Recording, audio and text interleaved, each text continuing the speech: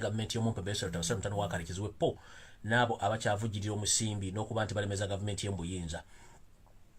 Abantu b'Ebungereza kyenjala bategeezako ekyensusu nti government ya Museveni ekyalemedde embuyinza olw'okuba nti Bungereza Museveni ayina abantu be yateeka bamukolera emirimu gye n'okumuwojjera akadingidi oba okumukuutira akadingidi. Muno mwe muli abayindi omugenzi Idi Amin Dada be yagoba mu Uganda ng'amaze obbasasula ssente zaabwe ate ne batuuka eyo ne bakolagana omumpembe Yosef Tabasala wakarekezi n'aba nga akyayina omukolagana nabo n'abazza bamu n'abawenguzi ey'ebizimbe n'amataka nga bakyafuna ensimbi okuva mu bizimbe bye baaleka Uganda ate ng'omugenzi Idi Amin yaleka bisasudde. Kati abantu abamu ba minisita abamu ba parliament abamu ba meya be bakyayina engeri gye bakwasaganya Museveni n'okuba nti bamukuutira akadingidi mu ggwanga lya Bungereza.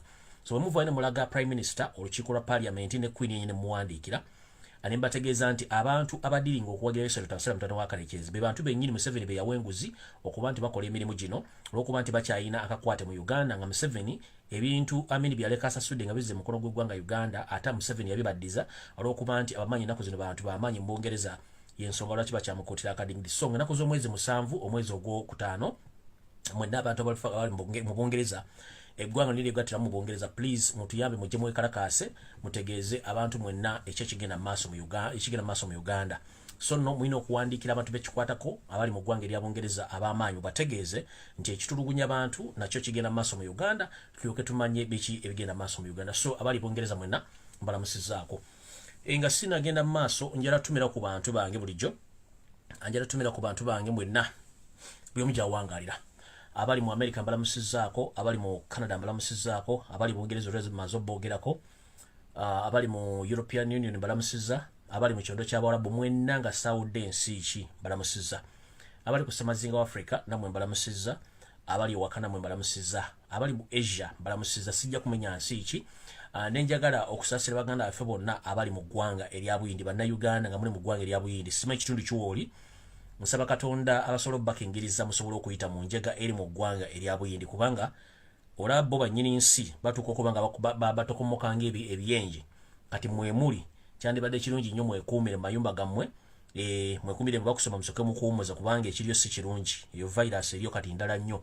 So mbasaba munnayuganda mwena bali mu ggwanga lya India buli omu woli please mubeere begendereza nnyo embeera esuse ku gw'omulamuzi. So buli munnayuganda era ali mu India nkutumidde mukama akukuume nawe weekuume gulemmere ogiteeke mu nju funa buli kimu ekyetaagisa weesibire mu nju mpaka ng'emaze embeera omaze okuterera. So kyenja okubaga mwenna abali mu ggwanga lya India abali mu Uganda mwena mbatumiddeko abali mu saluuni mu butale mu buli kimu kyonna mbatumiddeko mwebale kulaba vidiyo zino mwebale kuzitambuza.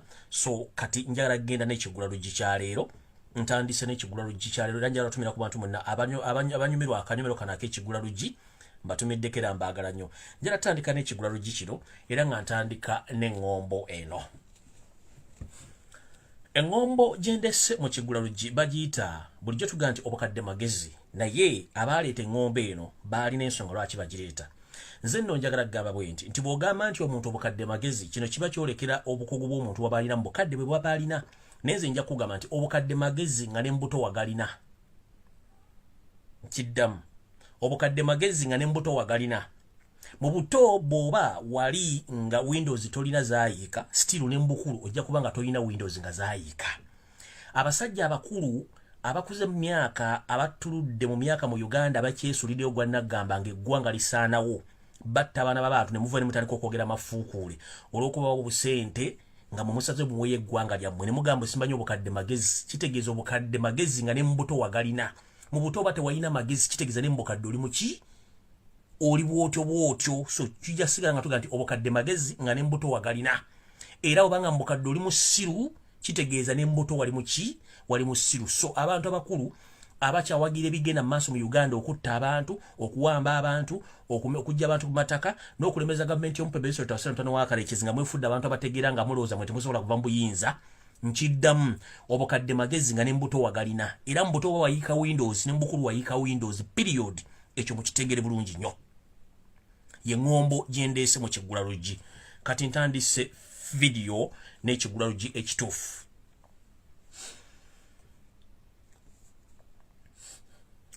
Okuva omumpembe Yosef Tabasala mutano wakarekezi lwe yakyusakyusa mu by'empuliziganya bye n'ateeka omukulu eyeyita Doni Wanyama namufuula nga ye ssentebe akulira ekitongole kiddukanya New Vision Don Wanyama atufuukidde akabizi akabitanga kiddamu okuva Yoseti Bahabulwa mutabani wa Karekyezi Ganyegenya bwe yafuula eyali omuwandiisi we ow'amawulire Don Wanyama n'amufuula nti yakulira ekitongole eky'amawulire mu ggwanga ekya New Vision Don Wanyama atufuukidde akabizi akabitanga.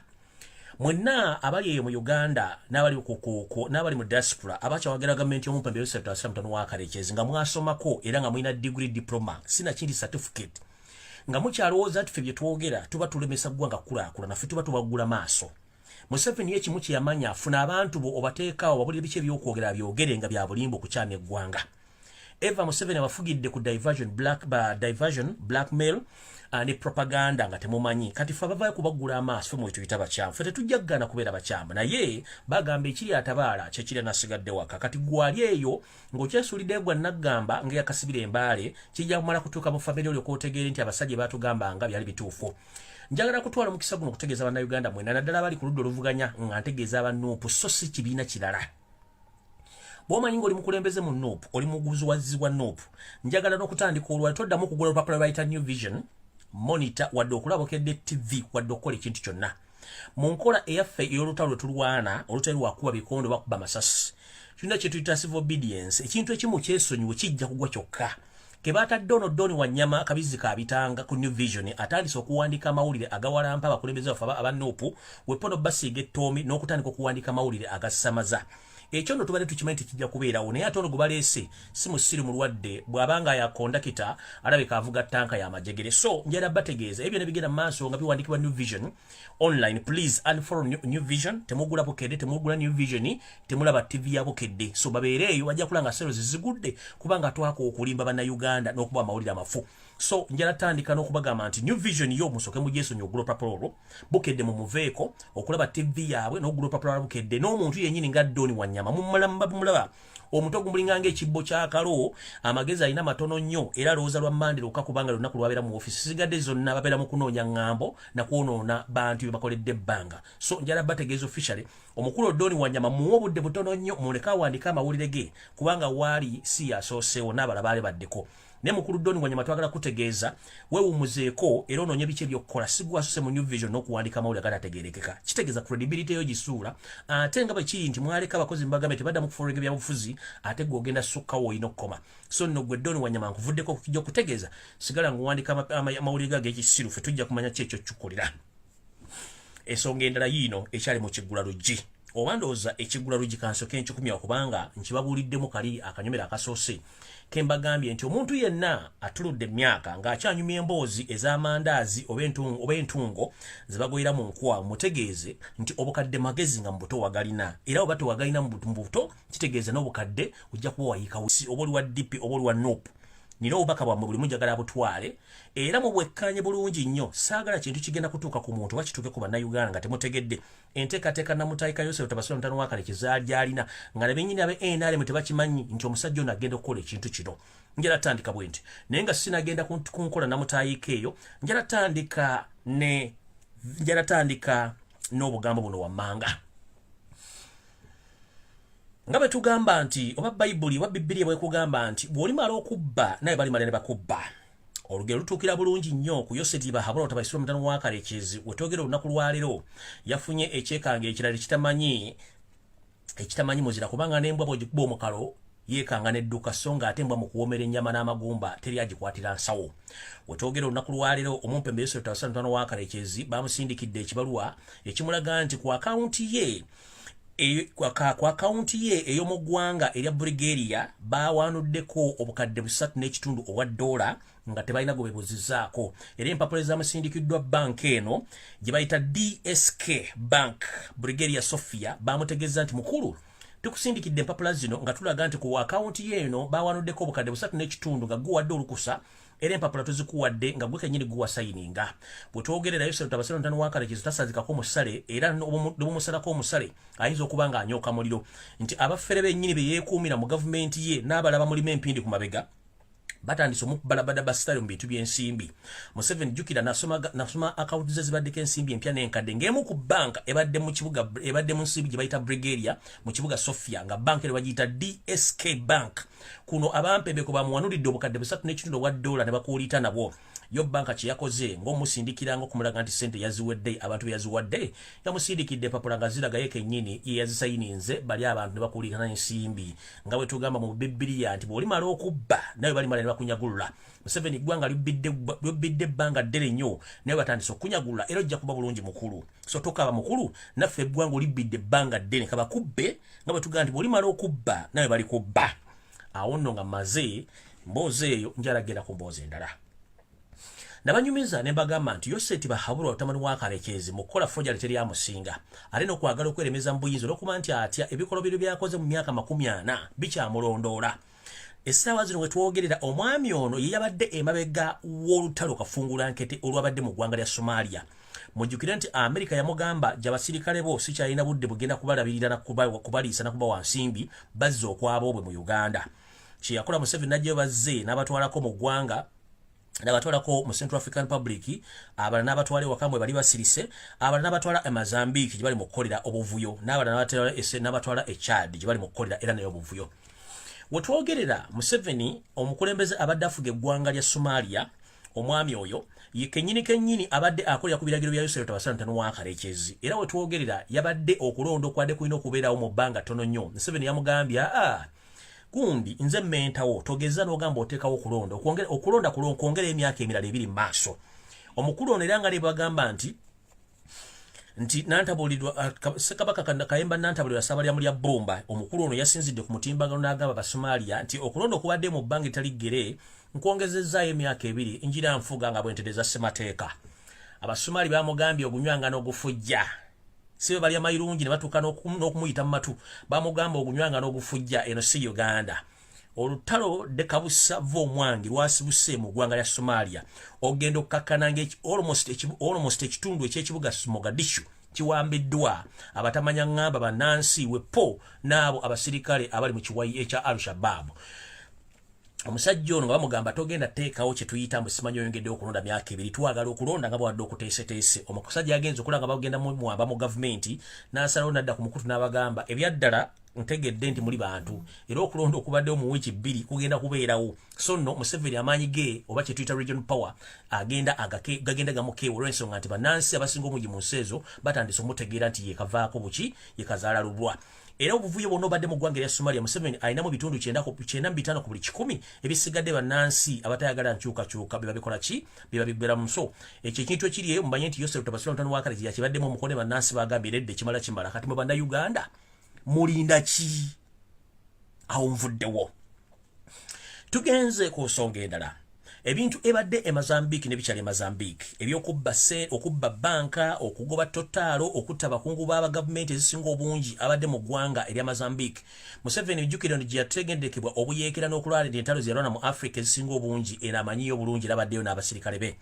Era kigambwa nti obuvuyo bwonna obuli mu Mozambique Museveni alinamu ebitundu 65 ku buli 10 era ne banka zonna ezibbiwa nga basisitimu yali mu myaka gy'ekinaana n'egy'ensanvu.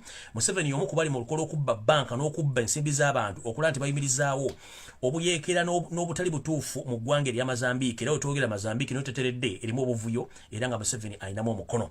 Ekyo nakyo mukitegedde. Bwe tuvuddeeyo omwami ono era ekigenda maaso mu kitundu ekimu ekya Kongo essaawa zino gye bakugambye nti waliyo akasambattuko akatuuse okuviirako abannansi akadde kamu n'ekitundu okuseetuka ne bava mu bibabadde okuba nti beeyunira ensi endala okufuna emirembe. Era Yosef Tabasula mutano w'akareekezi ng'ayita mu basirikale be yatendeka aba SFC okuli aba M23 ne bagamba nti kati aba Al-Shabaab beyeetereddewo Kongo muno nno mwotadde n'abasirikale bennyini beyeetendekera ab'ekibinja kye yalina ekyekyama kyateeka mu nsi ezo okugenda okukola obuvuyo.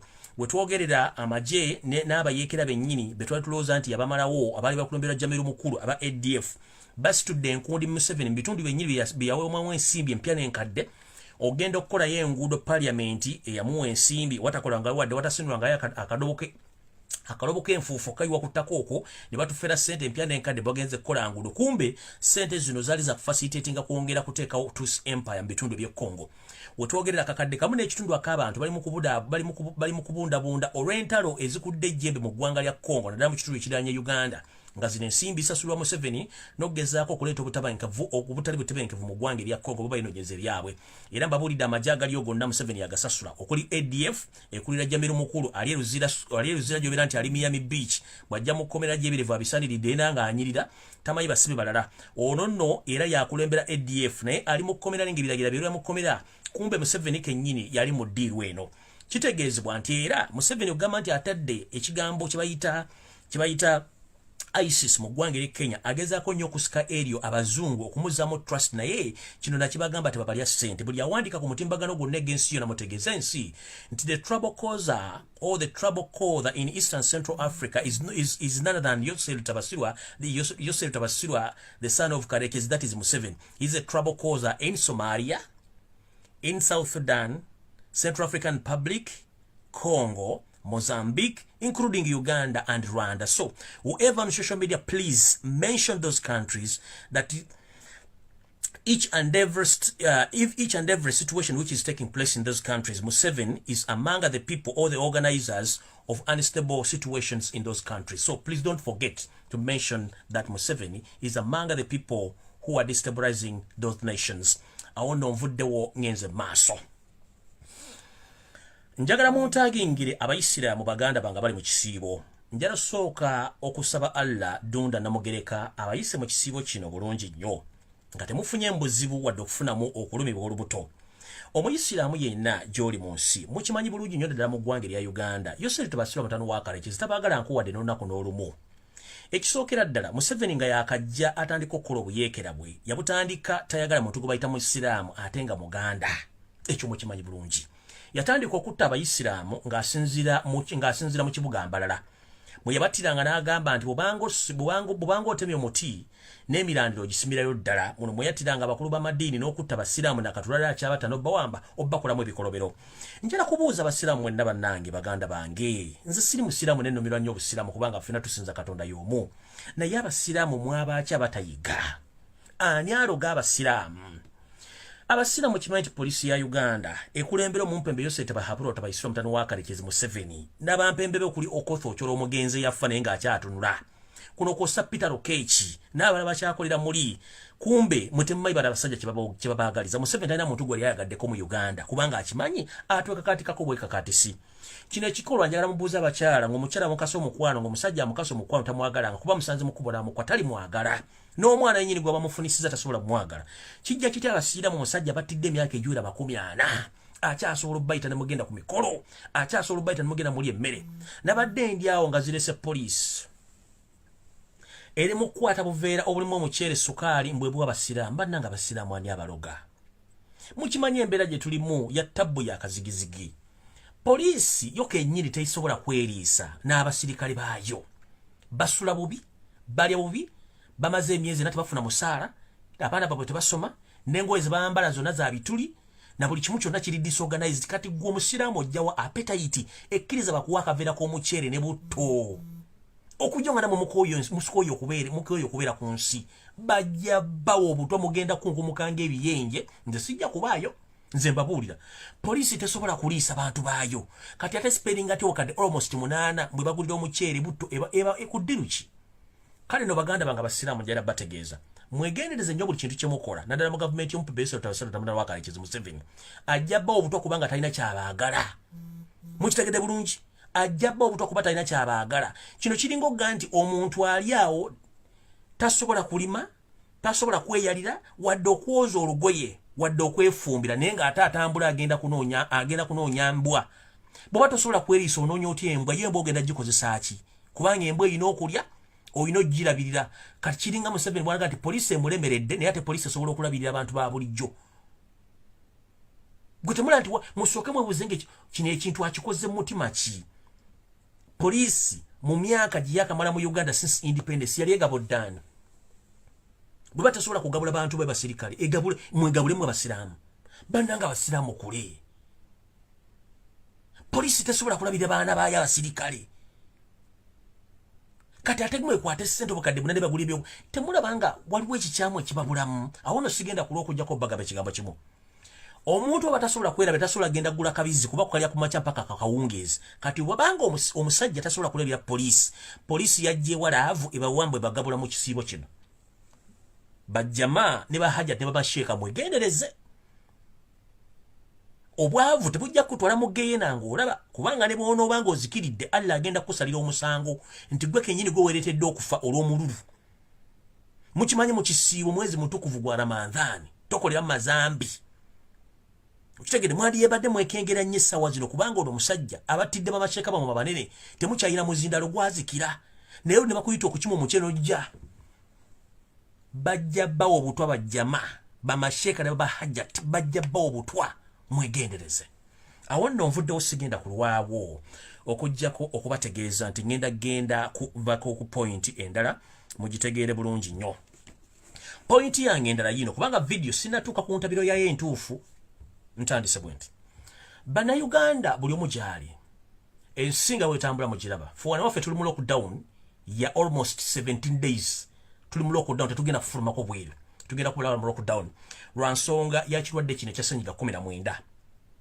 bayira muyona tugenda giyitamu nga tuli mu lockdown tetufuluma njala sooka babuuza munnayuganda ali antunuulira bulungi nnyo Yoseti Bahabulwa Museveni yakola budget y'ekirwadde kino ng'alina okusasula abantu buli muntu ekitono nnyo $7,000 buli mwezi era buli muntu ng'alina okufuna obujjanjabi tekyakolebwa ne batandika kusaba ddagala libasaba okujjanja Bannayuganda ne tubagadde n'eddagala lyababa wali mu ffu ne mugaana okutegeera era eddagala ne baba nga bali suspendinze mu nsi ezisinga obungi nina video gye ndabe ku mukutu ogwa CNN Africa n'emikutu emirala nga balaga nti eddagala lisinga obungi eryasindikibwa ku Semazinga Africa fu nkiddamu nina omukutu gwempiseeko muno mwenzungira ku website nga ntambula naye ngwakka video ng'omukutu ogumu gulaga nti eddagala lyonna dosage ezasindikibwa mu Africa ku continent ya Africa fu bana abasajja bakozesa wiiki n'ensi yaffe olw'okuba nti tetusobola kwetegerera na kwerowooleza ne bakozesa opportunity eyo okulaba nti basobola otuwa buli kimu ekidibye kati njala bagamba ekyokulabirako wano sipiika alitwala Rebecca Kadaga yaleeta omufere okuva e India nti akola eddagala agenda kuleeta eddagala lya kirwadde kino bakigeme kiggwewo omufere yabula nakataddangamu kulabika Yoseri Bahabulwa Museveni n'agamba nti himself alina ba experts abagenda omukolera eddagala era n'alironkinga mwaliraba liriruddawa twali tulya nga bawadde eddagala ly'obwereere n'edimu lyava eyo mbayindi balituwa kati njala mutunule ku social media ne ku international ku CNN ku Al Jazeera abasajja abaatuwa eddagala erigema ekirwadde kya ssennyiga 19 bakunkumukanga ebinyeebwa bakunkumukanga ebinyira kikulazaaki eggwanga lya Buyindi lye lisinga facilities z'ebyobulamu mu nsi yonna that's why nti omuntu bw'alwala bakusindika for referral mu India be balina amalwaliro agali ku mutindo gw'ensi yonna agasimbuliza ensigo agasimbuliza emitima agajjanjaba kansa agajjanjaba siriimu entunnunsi pulesa alusa biguuna n'ensekere n'enkukunyi byonnoomo bw'obanga ensi erina amalwaliro agali ku mutendera gw'ensi yonna bakunkumukanga ng'ebinyira bafuyiddemu ddumu kati gwe nakigudde nakibuuka mukasa Robert tulyaguma nawe Peter Okech sokodde ku TV yo osooka weebuuze bw'oba buli alwala bamusindika India eki ye India kitokota sekisaanikire kati ffe wano jjukire baatuwa eddagala balina surplus ne batuweereza surplus bwe ngamba ekigambo surplus bwe mba nga nina essuwaani y'emmere gye nina okulya ne neesanga nina essuwaani endala ezisifika 9 noziwa banneyiba bange kati India yeesanga ng'erina surplus y'eddagala n'eriweereza ewaffe ne tutandise okugema abantu naye eri gye livudde ewalina surplus ekiryo kifumba mutuko kitokota si kisaanikire sooka obuuze engalabiyo bw'abanga India ali ku international level alina referral hospitals abantu bakunkumukanga binyira ng'ate be baatuwa eddagala what are we on tuli kuki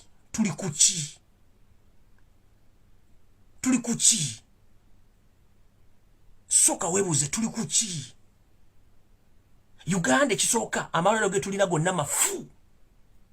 Main hospital Mulago Rifaro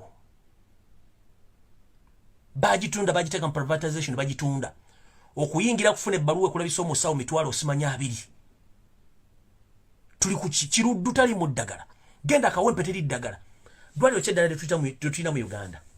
If I may ask, dwaliro kiri tulina mu Uganda n'aba politicians kati abalwala bagenda Nairobi. What happened to our motherland? Buli muntu abamu falling outside the country. What happened to the indigenous Ugandans?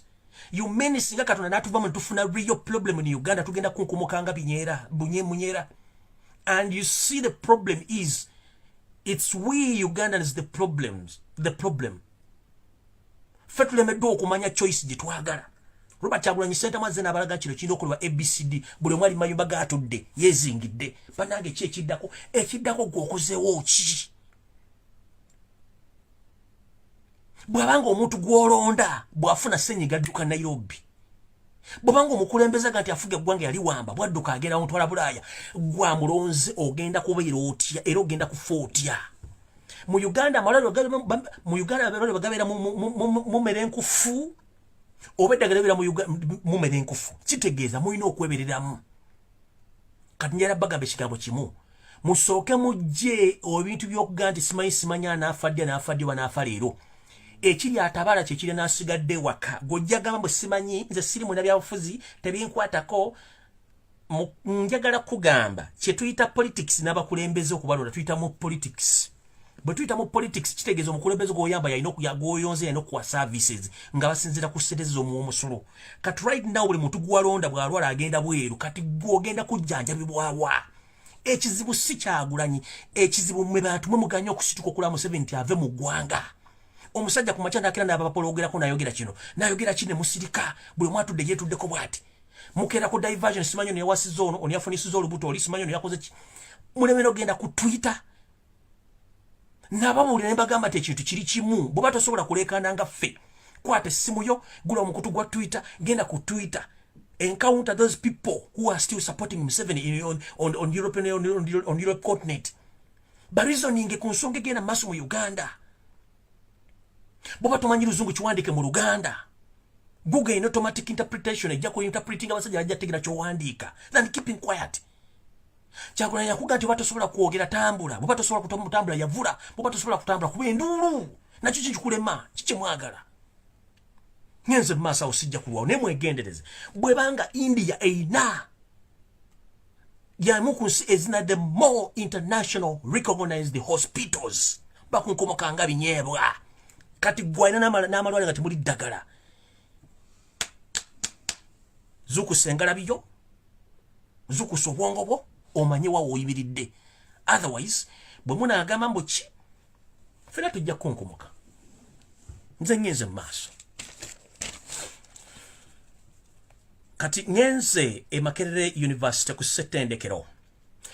Abatamanyi byafaayo ebya Uganda wapo ne Uganda ssematendekero ono Makerere University atudde ku ttaka ly'Obwakabaka bwa Buganda ng'ettaka lino lyagobyako Katikkiro Mulamba eyali afugirwako Obuganda gwe twayitanga omugenzi Nsibirwa ng'akyali Katikkiro wa Buganda yagonnomola ku gavumenti ya Uganda ekyapa kya ttaka eyo okutudde ssematendekero w'e Makerere.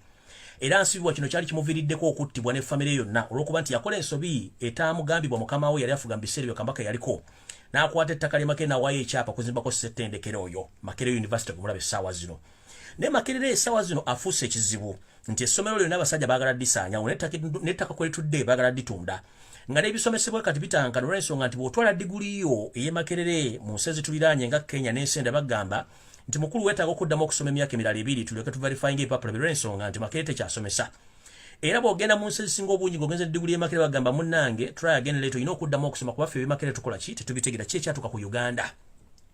Wetwogerera olwaleero tulina okulonda okuba Guild President ye mukulembeze akwasaganya ensonga z'abayizi bonna na biki ebirina okubeera mu university ku lw'abayizi bonna. Era okulonda okugenda mu maaso kwetabiddwamu ebibiina bingi naddala bavubuka nga ffe ab'ekibiina ekya National Unity Platform ekikulemberwa Kyagulanyi Ssentamu ne banne tulina mwannyinaffe eyabadde alina okwesimbawo eyeesimbira n'omuwandiisa naye omumpembe Joseph Lutandise mutabani wa Karekezi Museveni yavuddeyo nawa orders ng'asinziira mu buliri bwe gye yabadde awummulizaako engalabi ye n'ategeeza abakulira ssettendekero ono nti omuwala gwe bayita Judith Nalukwago bamudisqualifying nga nena bugisimufungize ku orders ze. Kino kitegeeza ki? Kitegeeza democracy mu Uganda takyaliwo, buli omu akola bimujja mu mutwe nga bw'alowooza. Bwe kyabugudde mu matu gaffe n'otandika okugamba nti nedda mwannyinaffe Judith Nalukwago alina okwesimbawo kubanga mateeka constitution muyizi e Makerere, ate bo bali nga kigenda obbale kubanga teri muntu asobola kuba abantu ba NRM mu kalulu wa FDC ne batandika okukyusa amateeka nga nenda bugisimufungize. Bano no bayisiza amateeka amapya nga tebalina gwebuzizaako nga bagakudisqualifying mwannyinaffe Nalukwago Judith nga tebalina gwebuzizaako naye byasibidde mu kooti. Ffe tukyagamba nti Judith akyali candidate waffe era ffenna kwe tusibidde nti agenda kulondebwa nga tumaze okuva mu kooti. Kati wano nno wennyero tandikira video entuufu nga maze obazanyira akatambi kano ke mulabyeko olwaleero mbabuulire biki ebiri bulowoozo bya Museveni ebigenda okugenda mu maaso musooke muti mwenna akatambi kano mwakalabyeko naye njagala kabazanyira mutegeere kye ngenda obbagamba. Akatambi kaakano. Although me, I am very firmly, of course, Parliament is not the one which runs Uganda. I can put it to a referendum.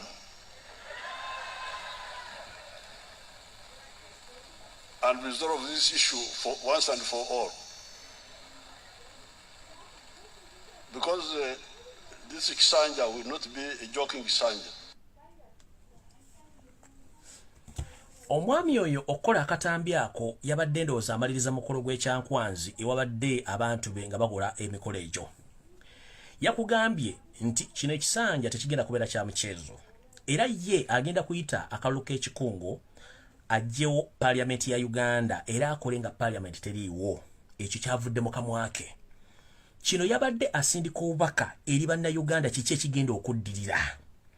Ekigenda okuddirira mu Uganda singa ngenda bibasomera buli omu ogenda kutya ate saagala mukaabe okujjako mufuna amaanyi agasobola okuba nti mwekembe badde yesibye olugoye olumu yesibe engoye bbiri. Ekyo yakyogedde nga talina kyabagambye ekiri mabega Museveni kyagenda okukola kikino wadde wammanga obwe yabadde asindika bubaka. Ntandise bwe nti ekisookera ddala kiri bwe kiti. Bwe yamaze okwogera ebigambo ebyo yabadde amaze okuwandika kye tuyita internal memos era ng'azimaze okutuuka mu bantu be bayagala bazifune. Bwe twogerera omumpembe Joseph Lutandise mutano wa Karekezi agenda kukola ebintu bino wammanga singa amala ne yeerayiza mu ngeri esoboka kubanga tukimanyi nti si yalondebwa balonda Robert Kyagulanyi Ssentamu era ye mukulembeze waffe omulonde wa bannayuganda. Museveni bino ebintu byagenda okukola nga yakamala okwerayiza ne simanyi oba anaalayira kubanga okusinziira ku information gyenfuna ey'omunda bamugambyeko abamusingako kutegeera nti mukulu okola nsobi okwerayiza kubanga abantu tebalonda ggwe balonda Robert Kyagulanyi Ssentamu naye bw'onoogezaako okwerayiza ojja ssanga obuzibu sina kindi bagamba nti mpulukuto za misota zigenda na miggomeka. Kati omukulu ono ye olw'okuba nti embeera ze balinamu emputtu okwemanya n'okwewulira weppo n'okujooga buli muntu gwe balabye nti basinga okutegeera era ekinaamuviira mu y'ebiraka yanaakitegeera naye okusinziira ka vidiyo ako nga bwe yakoogedde nti asobola okugyawo Parliament era ng'agenda gijjawo ye akole bye yabadde asuula jjinja mu kisaka olw'ensonga nti bino ebintu bye naguddeko nga nsindise drone zange bye bintu ebyadde mu kiwandiiko ku zimu ku nsonga ze yabagambye nti zagenda okukola. Ntandise bwe nti ensonga esooka Museveni agenda kujjawo kye tuyita constitution. Museveni is going to suspend the Constitution of the Republic of Uganda. The well-written Constitution of the Republic of Uganda is going to be suspended by Joseph Haburwa, the son of Karekezi. That is Museveni. Second, all kingdoms in Uganda are going to be abolished or suspended with immediate effect. Sadly, no more funeral rights in Uganda. All funeral rights are going to be rearranged, not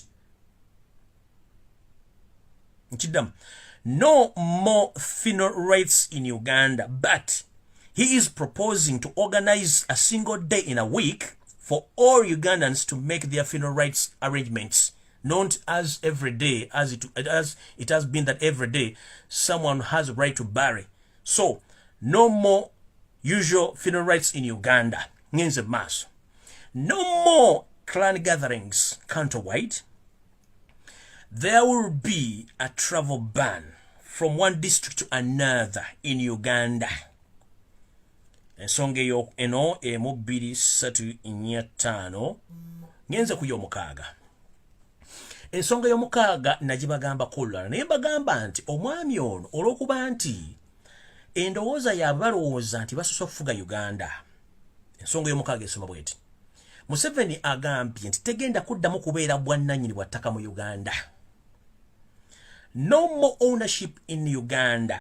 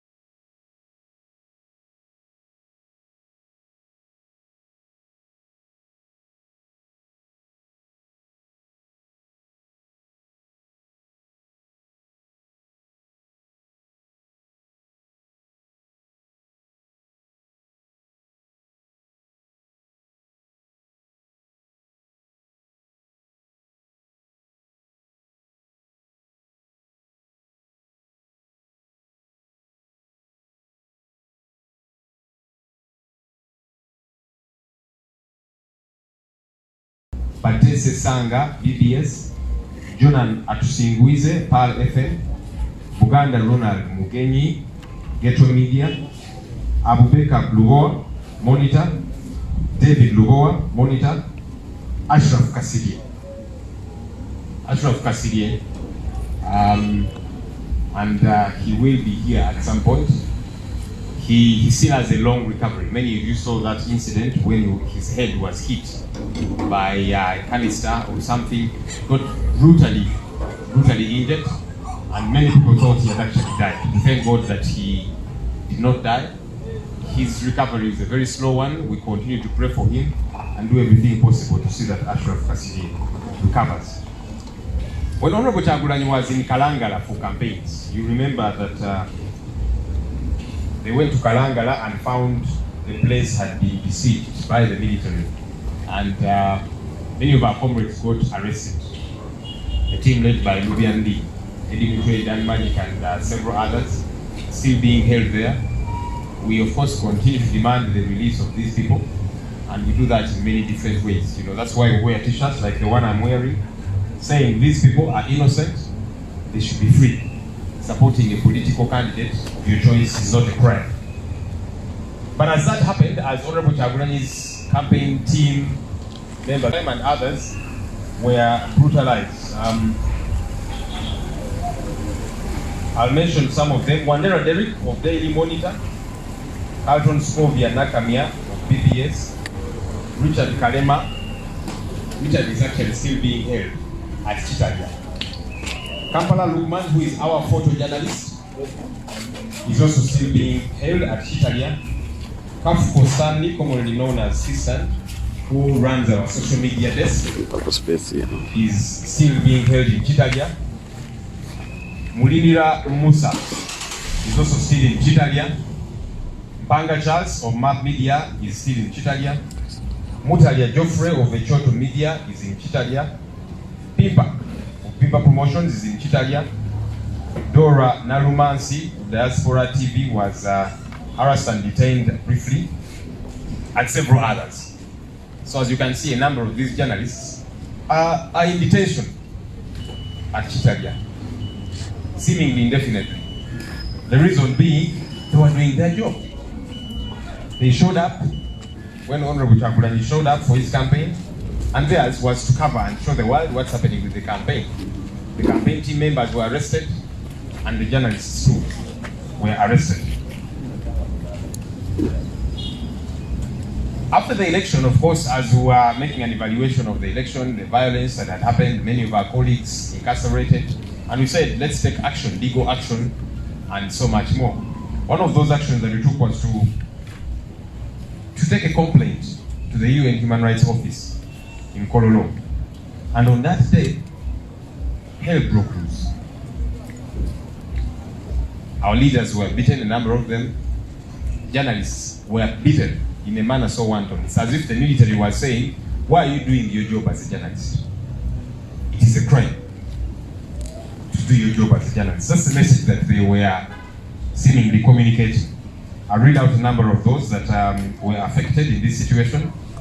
John Cliff Wamala of NTV, Josephine Namakumbi of NBS, Irene Abalo of Daily Monitor, Timothy Murungi of New Vision, Sabiti Joseph, NBS, Henry Sekanyako, New Vision, Geoffrey Twesije, NTV, Shamim Nabakoza, Bate Abubeka of The Observer, Narule Amina, Galaxy FM, and also Rashida of Galaxy FM, among several others. These ones got, injured.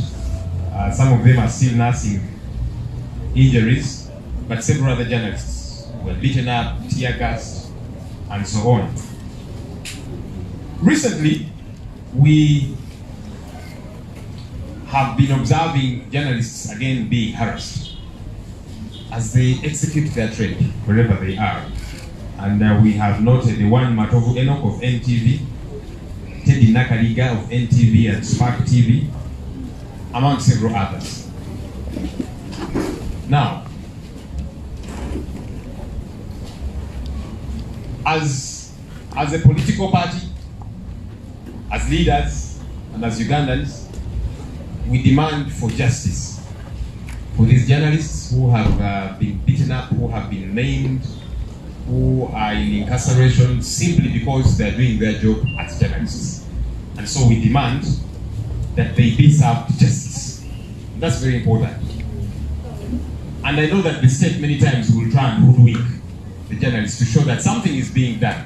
Recently, we saw a football match between top security officials and bosses of media houses, especially, mostly, as a way of trying to thaw the situation, as a way of trying to resolve what some people have thought of as differences. And the journalists are simply doing their job. They don't have anything, one thing against the security people. Because if you're beating up people and I put my camera to show what you're doing, I'm simply doing my job. So you do your job properly, don't beat up people. So as journalists have been beaten and so on, they try to mend fences by saying, oh, please come, let's play soccer, and somehow things come to an end. But they don't. They don't. And it's also absurd because the journalists who are battered are kept away from these things. It is their bosses that will go, hold dialogue meetings, play soccer, but the real journalists on ground, the ones being battered, are kept out of the room. Little wonder, even after soccer matches, after all these dialogues and meetings, today journalists continue to be beaten.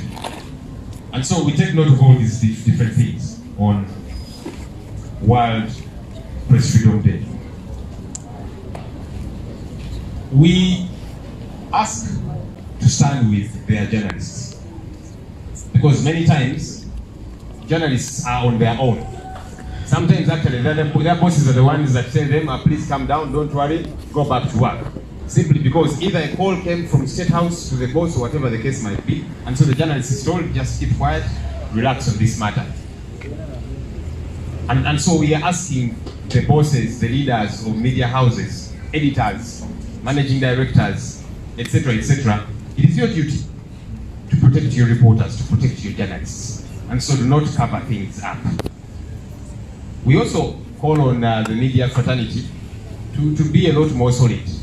I know that you will be intimidated sometimes when you want to take action and say, we're going to boycott all the activities of UPDF or police.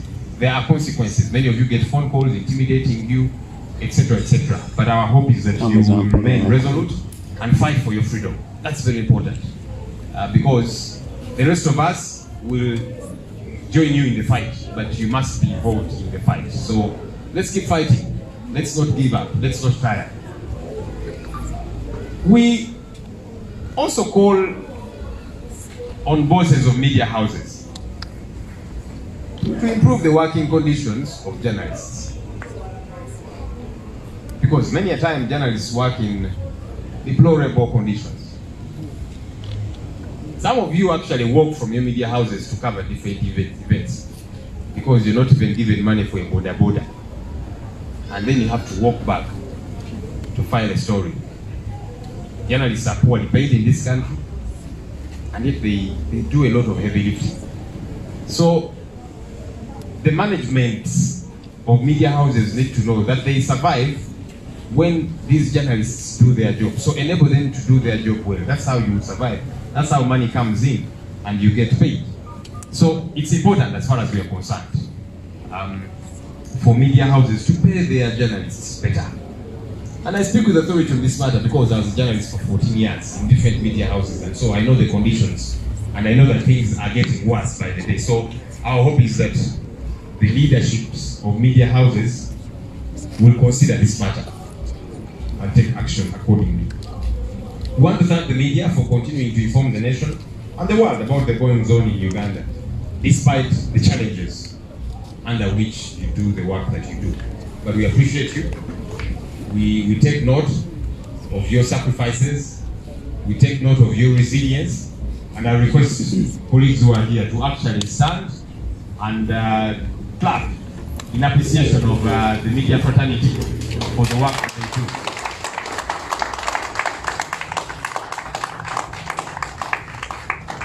Please be seated. I also, and we as the National Unity Platform, want to appreciate the media for continuing to cover our events amidst the challenges. Many of you have been told, do not go back to NUP headquarters or to cover activities that have leaders of NUP. You face so many challenges. Many of you face threats, intimidation, and so much more. But you continue to say, we are doing our job. We appreciate you for continuing to do that job amidst the numerous difficulties under which you do this work. Of course, every once in a while, there's been some frosty relationships with some media houses, and we have continued to reach out to some of these. You know, sometimes media houses will misquote us. Sometimes they'll write stories based on fake letters, you know, and that happens. But when it does happen, we reach out to these media houses and we tell them, no, this is not right. You misquoted me. Or this letter, which you're basing on to write a story, is surely fake. And it has been flagged as fake. And we thank media houses for taking our complaints in good faith, and many times for taking action. So we pray and hope that we will continue to have a good relationship with our colleagues in the media, our friends in the media.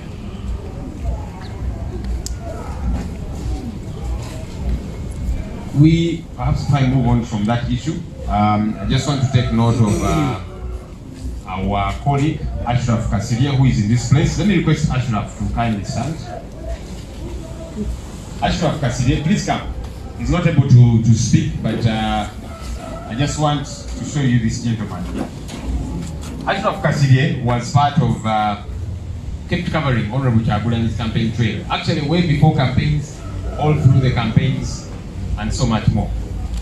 And this gentleman here has been extremely resilient.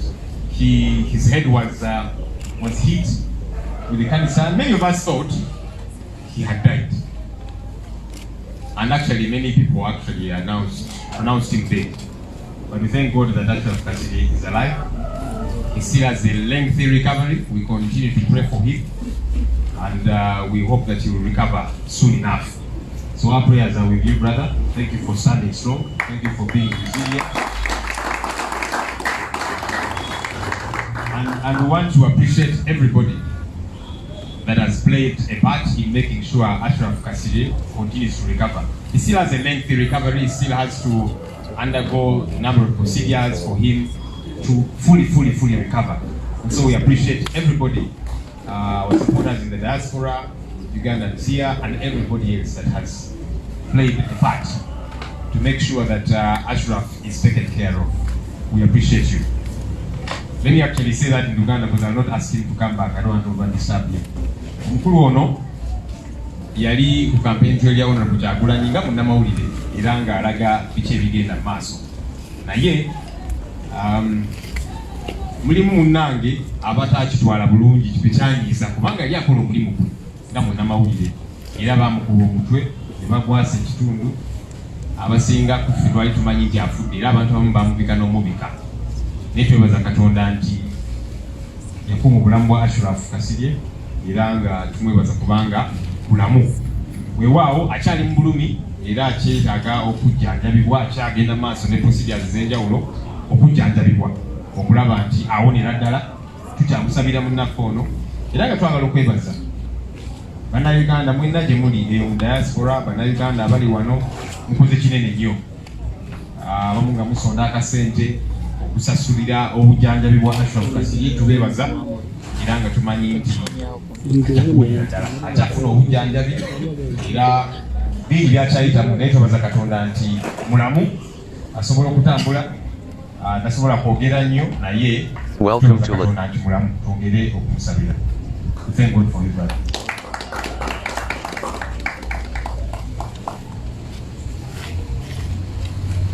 So there's one or two issues, other issues that I wanted to comment on.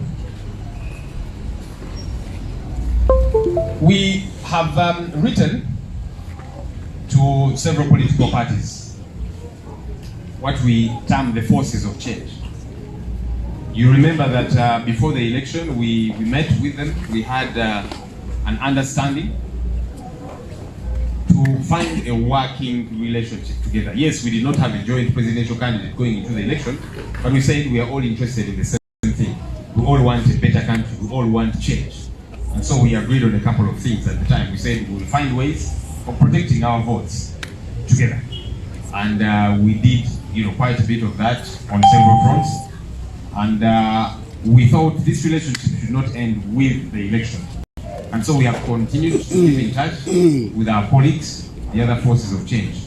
And so recently, our team leader, Honorable Kyagulanyi Ssentamu Robert, wrote to each of the party presidents of the FDC, ANT, JMA, and the Democratic Party. And the idea is we are requesting to meet with them so we can touch base, evaluate the election that we just came out of, which was brutal for all of us in many respects, but also compare notes, share ideas, see how we further strengthen the struggle that we are involved in, because the struggle has not ended yet. We have got to ultimately see peaceful transfer of power in this country, remove the dictatorship, and get our country on course to becoming better. And all of us are involved in that. And so we think there is unity in strength, and so want to discuss about all these different issues. And they have gotten back to us. Tomorrow, we are going to visit the FDC leadership at their headquarters in Najana Kumbi to touch base with them, discuss a number of issues, compare notes, as we have said, and see how we continuously move together. And throughout the week, we'll be meeting. They like it when we are split, when everybody is doing their own thing. But when we come together, we are stronger than when we operate individually. So that's why we thought it important to meet up and keep moving together. The last issue I want to communicate is in regard to the speakership races, especially at council level. Of course, we are dealing with the one at parliamentary level, and in not too long a while, we'll be communicating how far that has gone. But in as far as the councils are concerned, LC5, that is Kampala Capital City Authority. Of course, the other districts, Wakiso and several others, where we especially have majority councillors, and then the divisions, the different divisions in Kampala and elsewhere, and the municipalities where we have majority councillors. And for that matter, we get to shape the debate of who becomes speaker, deputy speaker. We at one point told our councillors to relax a bit, as there were expressing interest, which is a good thing. But at the time we told them, let's relax and deal with this matter. So today, as the party, we are communicating that beginning Thursday, all those that are interested in either becoming speaker or deputy speaker, we're going to have expression of interest forms here at our secretariat. So please come and pick them. Those that are interested, pick them, fill them. There will be information that will be required of you. So starting Thursday, whoever is interested in becoming speaker or deputy speaker, whether it be of KCCA, the different divisions, different districts, beginning Thursday, please come and pick those expression of interest forms and provide the information, and then we shall move. So the process has pretty much begun. We'll be meeting up again with our leaders, firstly those that will have expressed interest, and then resultantly with our councillors, because ultimately the decision lies with the councillors. They're the ones that vote. So yes, we are involved as a party.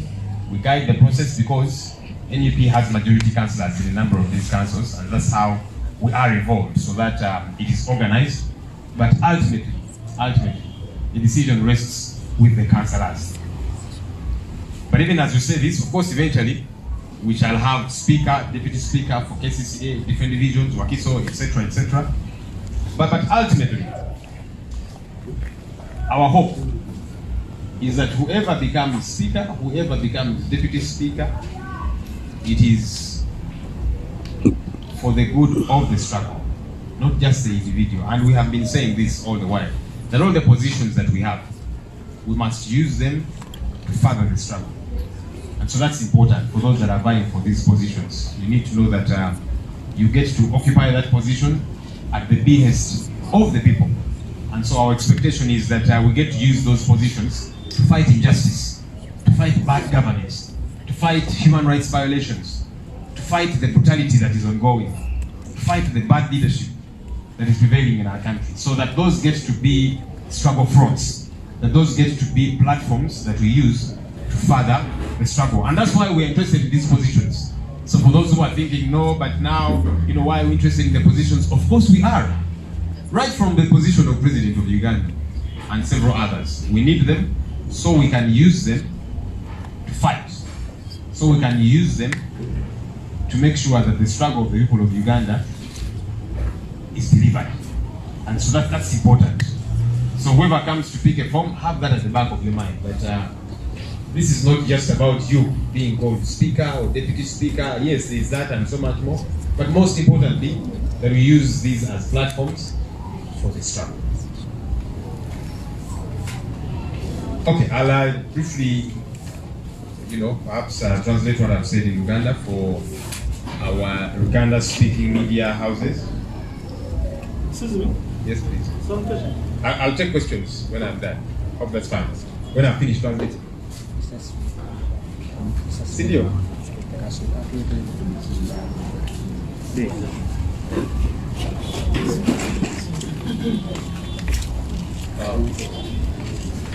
Temuliro wedda. Ebyaddala.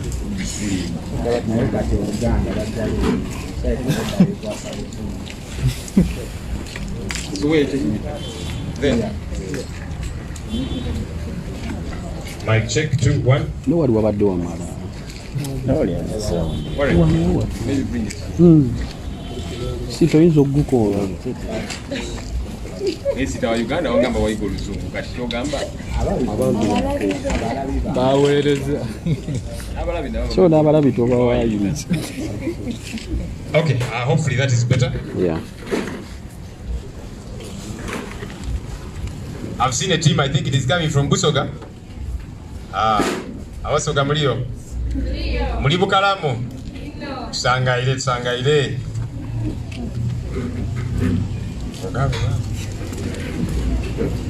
Okay, so I'll just quickly translate what I've said into Luganda, and then I'll invite 1 or 2 leaders to say something, and we shall wrap up. We'll take questions, and then we'll wrap up. Olunaku lwa leero lunaku lwa bannamawulire tulujjukira era nga luyitibwa World Press Freedom Day. tulujjukira nga tujjukira emirimu gy'abannamawulire bye bayitamu nga bakola emirimu gyabwe era nga obukulembeze b'amawanga gonna nga balina okweyama okukola ekisoboka kyonna kulaba nti eddembe ly'abannamawulire teryali linnyirira buli ngeri yonna nga bakola emirimu gyabwe bagikole nga teri alinnyirira ddembe lyabwe nga bannamawulire. Naye kyenyamiza nti wano mu ggwanga lyaffe Uganda nga tujjukira olunaku luno World Press Freedom Day, olunaku lw'abannamawulire, ate mwattu ng'eggwanga tukoze kinene nnyo okutyoboola eddembe ly'abannamawulire, okulirinnyirira, okulaba nti bannamawulire tebeegazaanya nga bakola emirimu gyabwe. Era tuzze tukiraba obya politics, campaigns nga zitandika era paka wezaggwera, bannamawulire bayise mu bingi. Bannamawulire bayise mu bingi nnyo era abasinga ku bo balina ebisago, abasinga bakyalina malwaliro, abamu baalemalira ddala kubanga yali akola mulimu gwe naye ate gavumenti gatayagala ekola omulimu ogwo kubanga namawulire bwakola omulimu gwe n'alaga abasirikale nga batulugunya abantu, n'alaga poliisi byekola ebikyamu, aba abalabisa ne bagamba kale kati ono atulabisa gwe tuba tugendera, gwe tuba tukuba, gwe tuba tumenyaamenya, gwe tuba tulemaza ekikolwa ekikyamu. Njagala kubasomera ku bantu abamu betuzze tutambula nabo campaigns era abatuusiddwako ebisago bannamawulire. Gye twatandikira eri mujja kujjukira twagenda mu Arua mu by-election, era mu by-election eyo bannamawulire baaliyo naye abamu baakubibwa bayisibwa obubi, abamu ku bo Herbert Ziwa owa NTV, Ronald Kaliwanga owa NTV n'abalala bangi. Bano tebaakoma kubakuba kyokka naye mwattu babateekako n'omusango inciting violence, okukuma mu bantu omuliro, nti akozeseza kamera ye okukuma mu bantu omuliro ate ng'akola mulimu gwe nga munnamawulire. Kubanga gwe omusirikale bw'obanga kyokola si kikyamu, lwaki oba otya kamera? Lwaki oba otya munnamawulire? Kati oyagala omukube aveewo oba alekeraawo okuteeka ku katambi by'oli mu kukola bw'obanga okikakasa nti by'okola bituufu. Lwaki tuba tutya bannamawulire tutuuke okubayisa obubi? Era bwe twava mu byalwa Honorable Kyagulanyi n'abalala nga bakwatiddwa, waliwo okwekalakaasa era kwayitibwa Free Bobi Wine protests, era bannamawulire bangi batuusibwako ebisago. Omu ku bo ye mwami Akena owa AFP. Akena ono ne kaakano yalemalira ddala munnange, yalemalira ddala. Mujjukira mwami Museveni yali ku TV n'agamba nti Akena ono baamukuba nga balowooza nti mubbi w'akasimu. Nolaba kugamba okuwuddisa bannayuganda, yali alina kamera ye era ng'alina n'ebimwogerako ebiraga nti munnamawulire. Naye tugamba nti kale kati mwategedde teyali mubbi, yali munnamawulire, mukozeewo ki? Naye abaamutuusaako obulabe ne kaakano tebakwatibwanga, tafunanga bwenkanya kubanga yalemalira ddala n'okukola yalekeraawo okukola. Akena tafunanga bwenkanya naye teri yakwatiddwako. Bwe twagenda mu campaigns era nga Honorable Kyagulanyi atalaga ebitundu by'eggwanga ebyenjawulo, bannamawulire bangi batuusibwako obulabe, baakubibwa, abamu ku bo bakyalina enkovu, abalala bakyapookya na biwundu. Era ngenda kusoma amannya gaabo abamu: Ali Mivule owa NTV, Daniel Lutaya NBS, Kitimbo Thomas NBS, Waiswa Moses Busoga 1FM, Batese Sanga BBS, Jonan Atusingwize Pal FM, Buganda Ronald Mugenyi Ghetto Media, Abubeka Lubowa Daily Monitor, David Lubowa Daily Monitor, Ashraf Kasirye gutubalazeeko naye yatuusibwako obulabe kwa Ghetto Media n'endala. Era mu campaigns ezimu Honorable Kyagulanyi yagenda e Kalangala. Mu kugenda e Kalangala, campaign team ye ba Edi Mutwe Nubiandi n'abalala babakwata era bakyali kitali. Kyovudola ffe tukyalemeddeku nga tubanja abantu bano. Tukola buli kisoboka ekikirizibwa mu mateeka okulaba nti ensonga y'Abanubiandi ne ba Edi Mutwe ba Dan Magic n'abalala tetunnagivaako era tukyagiremeddeko paka. Twambala zi t-shirts nga zino okugamba nti abantu baffe tukyababanja makooti n'awalala. Naye nga bakwata Banubiandi ne ba Edi Mutwe bannamawulire bangi abamu babakwatako ne babasibako okumala akaseera abalala batusibwako ebisago. Abamu ku bo mwe mwali Wandera Derrick owa Daily Monitor, Carlton Scovia Nakamya BBS, Richard Kalema oyo akyali kitalya, Kampala Lukman oyo munnamawulire waffe ebifaananyi wano nga NUP akyali kitalya, Kafuko Stanley abangi gomanyi nga Kistan oyo ye social media manager waffe naye akyali kitalya, Mulimira Musa ali kitalya, Mpanga Charles owa Map Media ali kitalya, Mutalya Geoffrey owa Ekyoto Media ali kitalya, Pimpa owa Pimpa Promotion naye ali kitalya, Dora Nalumansi owa Diaspora TV naye bamukwatako ne bamutuusaako obulabe. Abasinga kati n'abalala of course naye kati bano abasinga nga bwe mbagambye bali kitalya. Ku lwaki? Lwakola mulimu gwe nga munnamawulire. Kati ne weebuuza okubeera munnamawulire gubeera musango. Bannamawulire bo tebakkirizibwa kukola mirimu gyabwe. Twava mu kalulu era nga bingi ebyalimu okutyobola eddembe ly'abantu bangi bayisibwa Bobi ne tutandika okukola ebintu ebyenjawulo okujja ensonga eno okufuna obwenkanya. Twatwala ekiwandiiko ku UN Human Rights Office naye olunaku olwo mune twalinga abali mu lutalo, twalinga abali oba mu Garamba Forest oba wa abasirikale bajja ne bakuba abakulembeze baffe olwamala ne bagendera bannamawulire be balaba nti bano bannamawulire kuba bannamawulire baali balina bwe bali bonna nga balina zikamera zaabwe n'ebibogerako nti bannamawulire ne bakuba kamera ne bazimenya ne bamenya emitwe gy'abannamawulire bangi bakyapookya na biwundu. Era abamu ku bo mwalimu John Cliff Wamala owa NTV, Josephine Namakumbi owa NBS, Irene Abalo Daily Monitor, Timothy Murungi New Vision, Sabiti Joseph NBS, Henry Sekanjako New Vision, Geoffrey Twesije NTV, Shamim Nabakoza, Bate Abubeka owa Observer, Nalule Amina Galaxy, Rashida Galaxy n'abalala bakubibwa. Era abantu bano mu kkubibwa kati bannamagye abakulu mu magye ne bagaa nti akaakati katukwatagane bannamawulire bano tubeetondere, era ne bazanya n'omupiira ne bateekaka n'omupiira gwe bazanya nga balaga nti embeera kati eteredde tetugenda kubiddamu. Wayitawo ennaku zaalimbale abalala ne baddamu ne bakubibwa omuli Matovu Enoch wa NTV, Teddy Nakaliga NTV ne Spark TV n'abalala bazze bakubibwa. Nga babukubira ki? Kubanga bannamawulire. Era wano wetugambira bannamawulire bannemwebereremu mu buli ngeri yonna. Abasajja bano bagenda sigala nga babatikka emiggo babawuddiise nti akakati tutuule tuwayemuko tukuba omupiira mulowooze nti biwedde. Olumala omupiira n'okwogeramuko enkya nga babatandika buto. Ate ekinyamiza abakulira bannamawulire oluusi be bagenda yes ne bawayamuko ne bazanya emipiira naye bannamawulire bano abagenda mu field abakubibwa emiggo bo tebabibeera namo. Kati nolowooza nti bali bakama baabwe babakiikiridde naye wa. So bannamawulire tubasaba mulemere ku nsonga zino, musigale nga mulwanirira eddembe lyammwe. Tekigaana kubanga emuyinza ogamba nti kaakati poliisi UPDF n'abalala tuba boycotting tusooke tubalekemu kubanga batukuba ate bamala bakuba ne babayita mu babwe coverage ku lwaki. So twebereremu mu buli ngeri yonna, era mu bufu bwe mutusaba bakama bammwe abakulira ebitongole eby'amawulire tubasaba bannaye muyimirire wamu ne bannamawulire bammwe bulungi. Kati nga gwe mukama we olina okulemera ku nsonga eyo kubanga ate oluusi bakama bammwe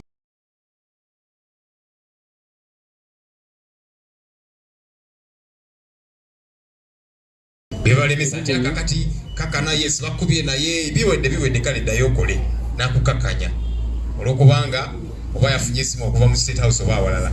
So abakulu mu bitongole by'amawulire tugamba nti ensonga eno tetugibikkirira kubanga kati kigenda kweyongerayo bwe tusigala nga tubyogerako mpolampola ne tusirika bajja sigala nga bakuba bannamawulire nga babayisa obubi.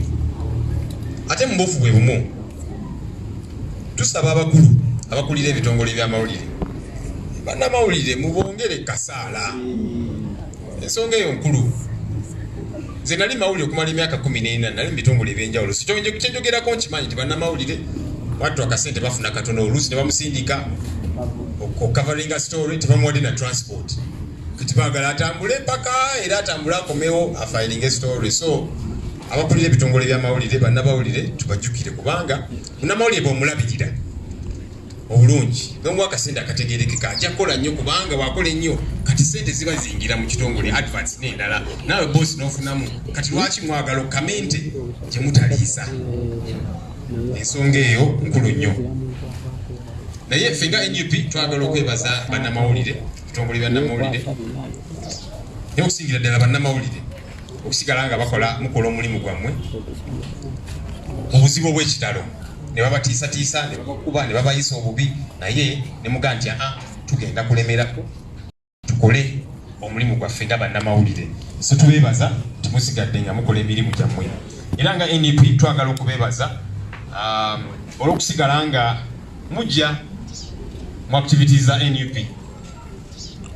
Oluusi wabeerayo tiyagaasi oluusi waliboka egenda nesenkanoga kati activities za NUP zaafuka za migo naye ne musigala nga mujja oluusi ne babatiisatiisa toddayo eyo ku NUP n'ebirala naye mulemeddeko ne mugaa nti tetukola mulimu gwaffe kubanga abalala nabo nga bafuna coverage lwaki NUP eboolebwa. So twagala okubeebaza bannamawulire olw'okusigala nga temutujjako maaso. Weewaawo oluusi wabeerawo obutakkaanya obutonotono n'ebitongole by'amawulire ebimu era ffe tubibuulira kubanga tutambulira ku mazima nti bwe tuba tulina obutali bumativu ebitongole bintu tubibuulira nti kakati bwano naye omanyi wankootinze bubi kino saakyogedde lwaki wakitaddeyo lwaki wawandiise story nga osinziira ku bbaluwa enkyamu zetuyita fake letter. So tuze tubyogerako era twagala okwebaza ebitongole bya bannamawulire olw'okutuwuliriza nga twemulugunya ku nsonga zino ezimu era ezisinga nezigezaako okutereeza bwe tuba twemulugunyiza era katusabe tujja sigala nga tutambula obulungi ffenna awamu. Naye obuufu obwo tusaba wabeerewo obwenkanya nti bannamawulire abayisiddwa obubi bannamawulire abatulugunyiziddwa abakola ebintu bino mwattu bamanyikiddwa era nga ffe tugamba nti wabeerewo obwenkanya mu kifo ky'okukangavulwa tugamba ebyo bikolwa bikyamu tujja sigala nga tugamba obwenkanya bubeerewo justice. Ensonga endala gye mbadde njagala okwogerako ng'ekibiina kya National Unity Platform tuze nga tugezaako okukwatagana ne bannaffe bannankyukakyuka bannaffe kituyita forces of change era mwatulaba nga tugenda mu kalulu twatula awamu n'abakulembeze b'ebibiina ebirala ne tukkaanya engeri gye tuyinza okutambulira awamu mu nkola ey'obwasserukale Uganda nti newankubadde tetwakkaanya ku presidential candidate omu naye nga waliwo bye tusobola okukkaanyaako era ne tugamba nti ebintu bino tulabe engeri gye tubitambuza tugamba tulabe engeri gye tukuumamu akalulu kaffe ffenna awamu era twagezaako okubikola naye tugamba nti enkola eno ey'obwasseruganda tetwagala ekome n'akalulu nga tugamba nti tukyali mu lutabaalo nakyemalire tannavaako tukyalwanyisa effugabbi tukyalwanyisa obulyake tukyalwanyisa okutyoboola eddembe ly'abannayuganda abantu baffe bali makomera n'ebirala ate bikyeyongera naye tugamba nti tulabe engeri gye tukwatagana awamu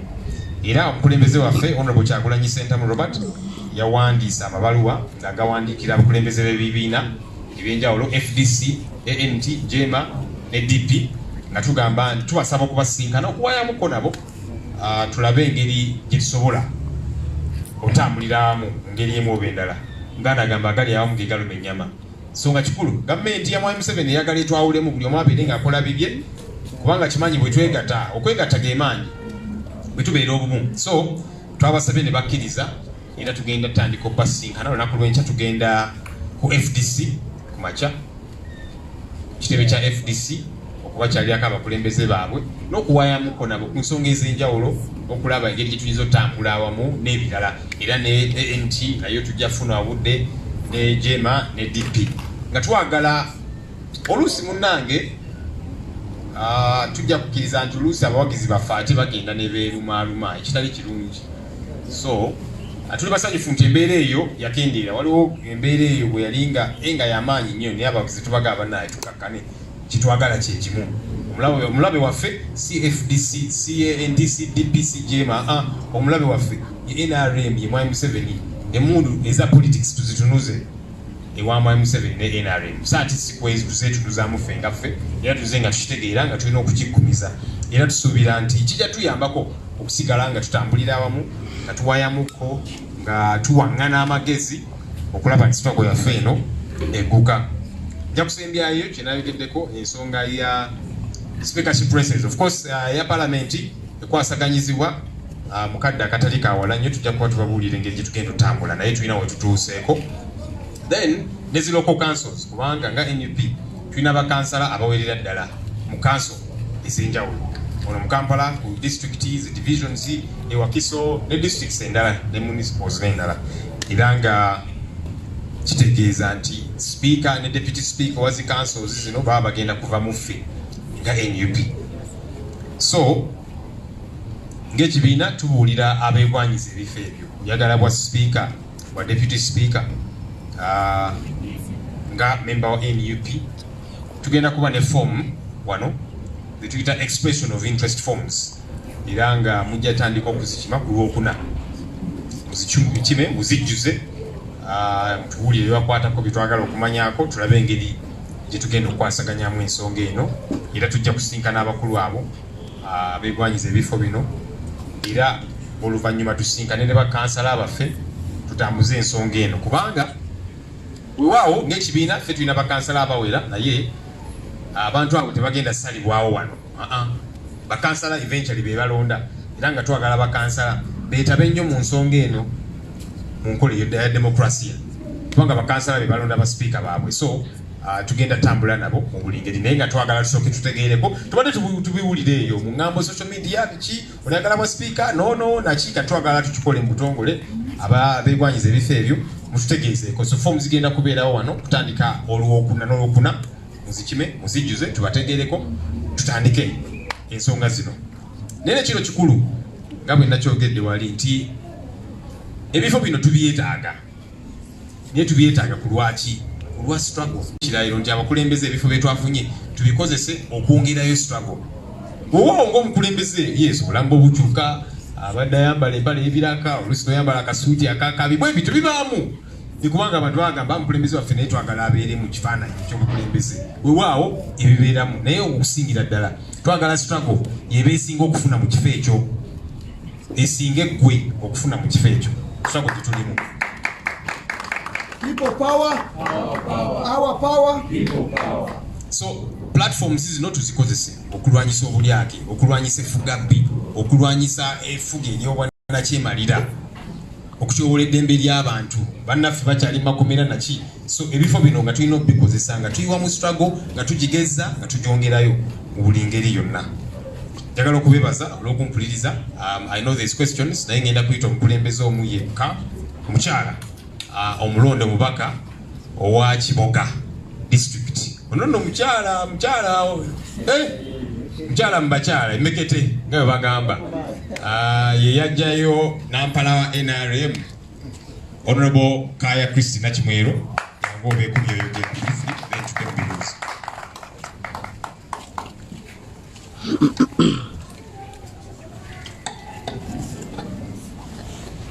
People power, our power, People power. NUP, Everywhere. everywhere. NUP.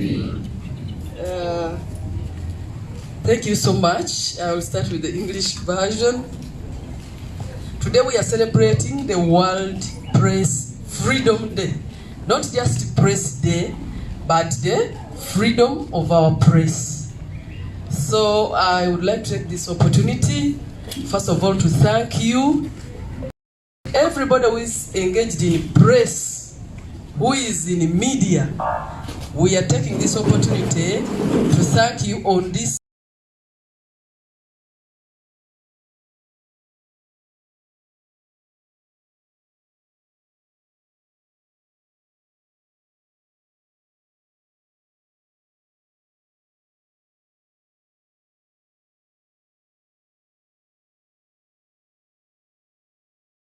has been given a chance to air out our decisions, to air out, provided the platform to share whatever we have for our public. So thank you so much, media, and I also request everybody here to recognize the media for having given us that platform to air out our decisions, especially before we were made formal. So thank you so much. And then we also thank God for the lives of our media people in Uganda. Because as we were fighting for freedom of our press being infringed, especially in the recently concluded elections. But we are very happy that at least you can see some of you alive and kicking. However, we are not very happy yet, because among the political prisoners we are looking at, the number includes some of your colleagues. And so when we say please free all political prisoners, among them are media people, and enable us binsanga wano tendi agafeeyo. The media is helping us get all that information, especially in this era of COVID. When they do cover something and they give it to us, we are able to reduce crowds in certain places. So in other words, press,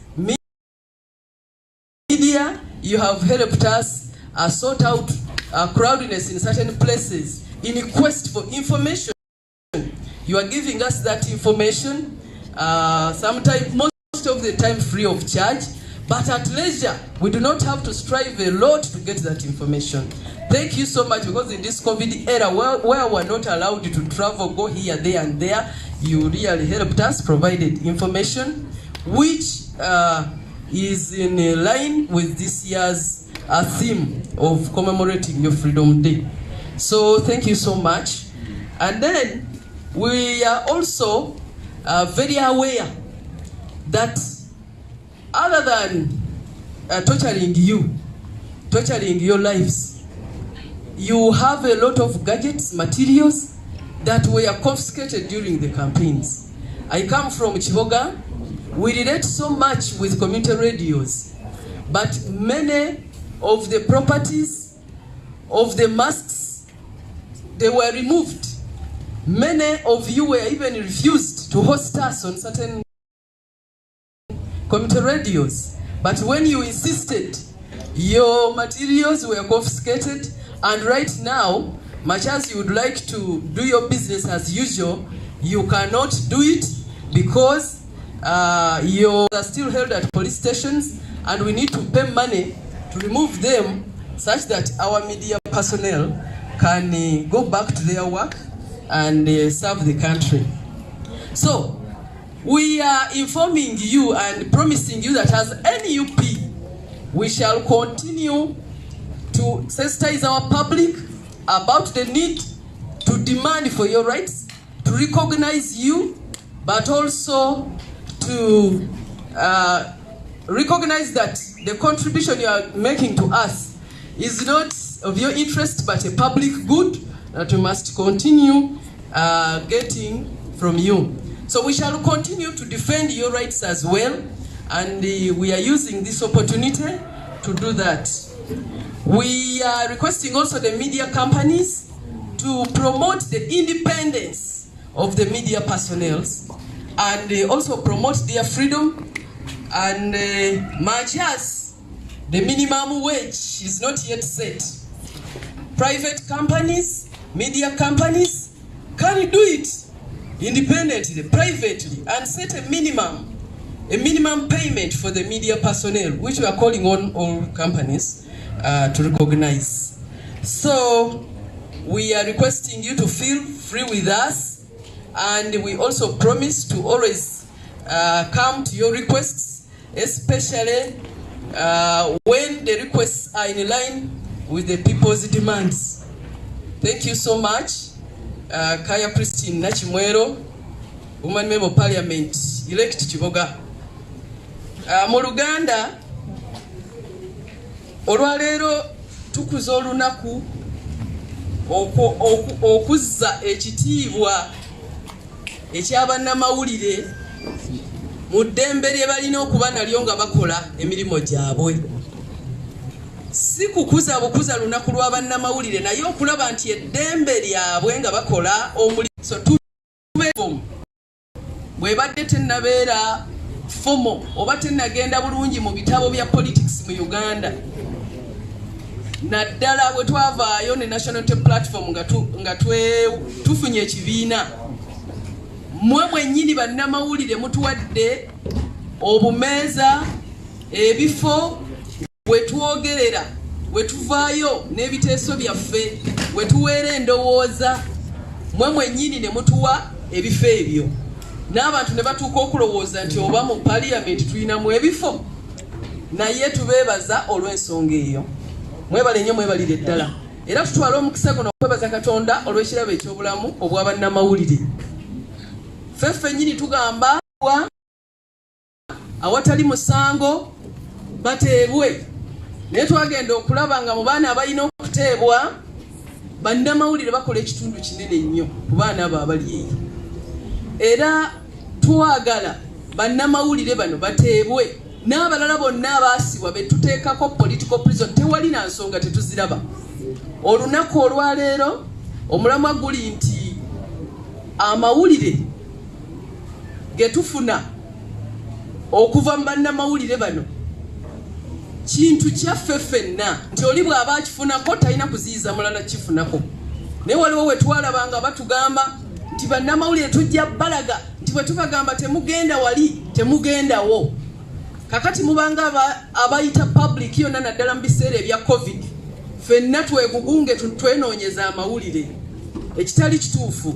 So bano bannamawulire batuyambako nti nga tutuddeeyo nga tugezaako okukendeeza okubeera mu bantu, amawulire agakwata ku ggwanga lyaffe n'ebitukwatako ne tugafuna. So tusaba bannamawulire bongere okuweebwa eddembe lyabwe mu kutunoonyeza bye batulaga awatali kunyigirizibwa. Eyo ye freedom gye twogerako. Era tubasuubiza bannamawulire nti tugenda kubanga tusomesa abantu baffe okwetooloola Uganda yonna ekitiibwa kye balina obbawa, engeri gye balina okubasabamu empeereza yammwe, engeri gye balina obbasaba, engeri gye balina okulwanirira eddembe lyammwe. Kireme kuba nti omuntu alwanirira abalala bonna, tulwanirira abalimi, tulwanirira abalunzi, tulwanirira n'okulwanirira bannamawulire kibeere part and parcel of everybody mu Uganda. Ekyo tukibasuubiza era tujja kubanga tukibabuulira abantu baffe mu bifo ebyenjawulo. Era tubategeeza nti waliwo okulumizibwa okw'enjawulo va ku bannamawulire bano abali ne ku kamera, naye waliwo bannamawulire abali mu byalo kati ng'ekiboga, ekifo kye bayita Kindeke, waliwo n'ekifo kye bayita Kibiga mu Kiboga. Bw'ogendayo community radio zaffe bazikuulako masks, ebintu babitwala byonna, kubanga balinga bakyaza Kaya Christina, kubanga balinga bazannya ka advert ka Kaya Christina. So bannamawulire abo tebaasibwa, ebintu byabwe byakwatibwa, emirimu gyabwe nga bwe balina ogikola tebasobola gikola kubanga bye bakozesa byabagibwako. Ate embeera ya COVID nga bwe mugimanyi beetaagamu okukwata ku mukono okusobola okuddamu okugula ebintu ebyo. N'olw'ensonga eyo bw'okwata equipment za munnamawulire ne bw'oba yennyini tomukutte, omulimu gw'okututuusaako amawulire oba ogulinnyemu eggere, tetwagala bantu balowooze nti kubanga saamusiba saamukola ki ebintu biryoke, ne bw'oyasa kamanyi. So freedom ebeere ku bye bakozesa n'obulamu bwabwe. Mwebale nnyo, mwebale ddala okumpuliriza. Mukama Katonda abawa omukisa. People power, our power, people power.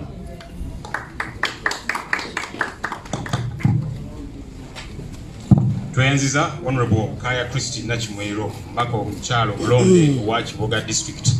Oyo mulabe edduka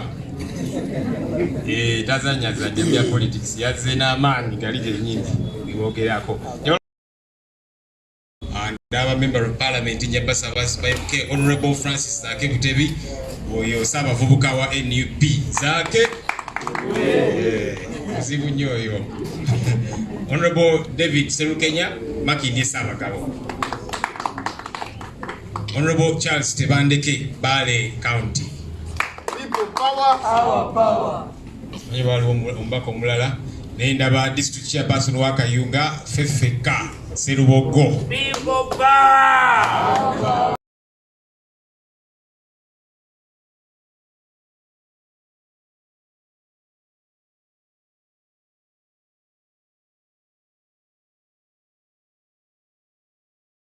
Bobi oi.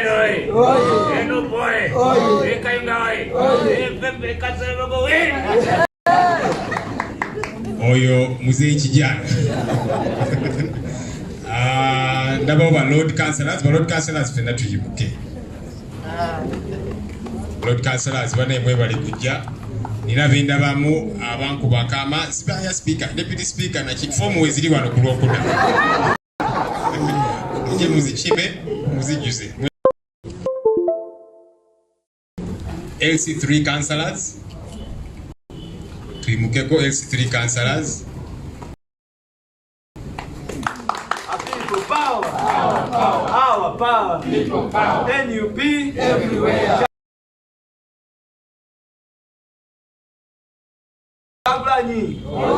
Our president. Oyo ye Dennis Tewakabi flag raiser. Jaka tikiro izingira mu council. Ndabyewo some of our registrars. I guess one or two registrars. Okay, wichira mulaba. We bali kujja mama. Uvide bane lwakimuganyo kuyimbuka. Mwe bali kubeera neka kati ono registrar we Makindye then mulongo kale azamu ebimuli basajja bakosi tuweereze ebyana maddala. I saw the team from Busoga. Please stand. That team I think was led by Maria Natabine Dojosta. People power. Our power. People power. NUP everywhere. NUP. Abasoga mwe bali kujja. Chabazinga afunvuwe gwe bagamba. Bas. Okay, I will take your questions briefly and wrap up. If there are any questions. If there are no questions, we are happy to wrap it up. What do you have to say at some point? What want you say? Okay, great. Let's stand for the anthem as we wrap up.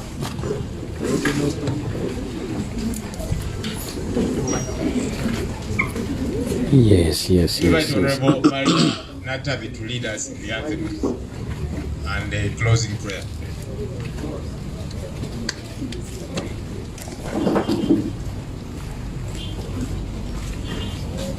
You will pray the prayer in Luso, okay?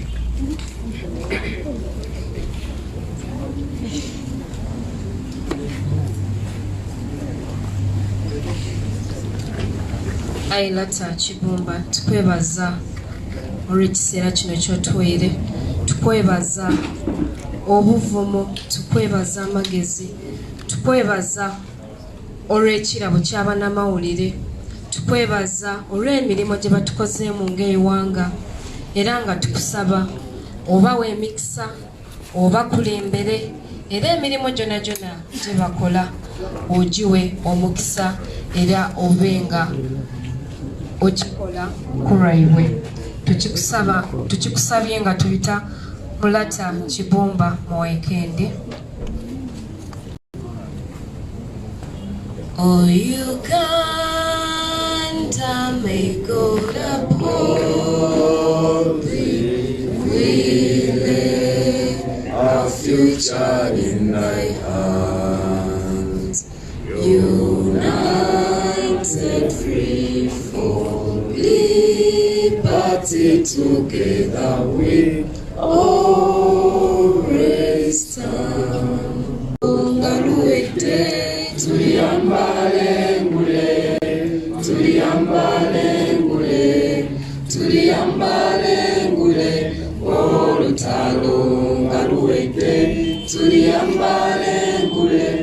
tulivimba mu Uganda mpya.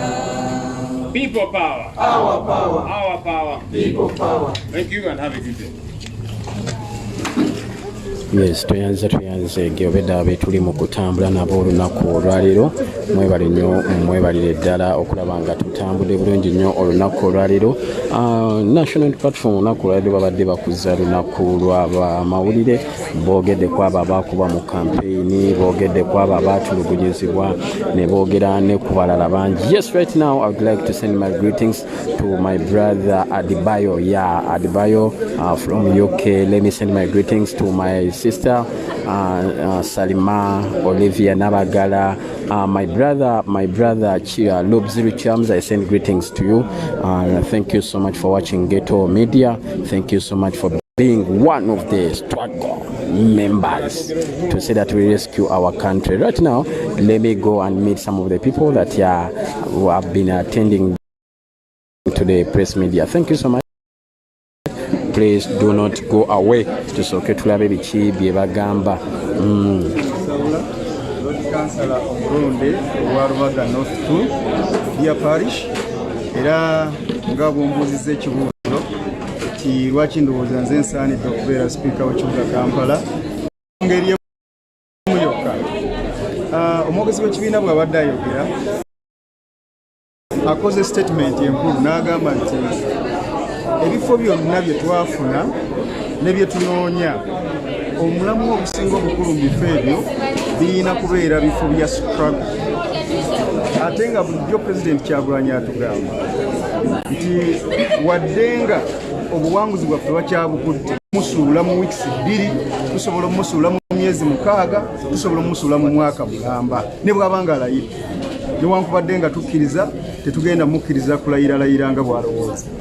Kakati ensonga eyo nze yentuuza yensabisa entebe eyo ntuule mu bwa sipiika, kubanga ndi muntu ategeera struggle gyetandikira bweri kati ne bweraga. Nkakasa buli muntu yenna abadde mu struggle ng'agezaako okungolola akkiriza nti ndi muntu wa struggle akitegeera obulungi.